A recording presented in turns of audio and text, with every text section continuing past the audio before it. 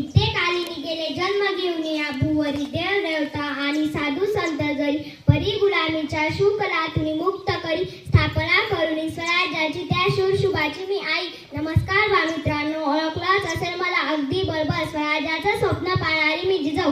तुम्ही सर्व मला स्वराज्यजननी किंवा राजमाता या नावाने ओळखतात.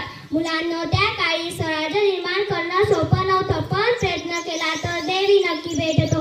मी स्वराज्याचं स्वप्न पाहिलं कारण की स्वराज्यातील दुःख, दारिद्र्य, गुलामगिरी मला पाहत नव्हती. यासाठी माझ्या पोटी त्या करिताचा शुभाने जन्म घेतला. मला शुभासारखा पुत्र मिळाला.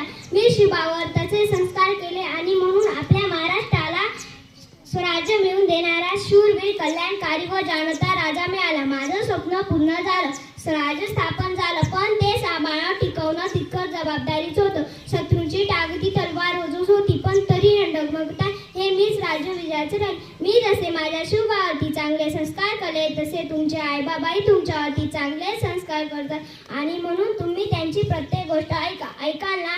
आणि हो, स्वराज्याचं सुराज्य बनवणं आता तुमचं काम आहे. यासाठी भरपूर अभ्यास करा, इतरांना मदत करा, वडीलधाऱ्या माणसांचा आदर करा, भरपूर शक्ती मिळवा. माझ्या शुभासारखे शूरवीर व्हा. धन्यवाद.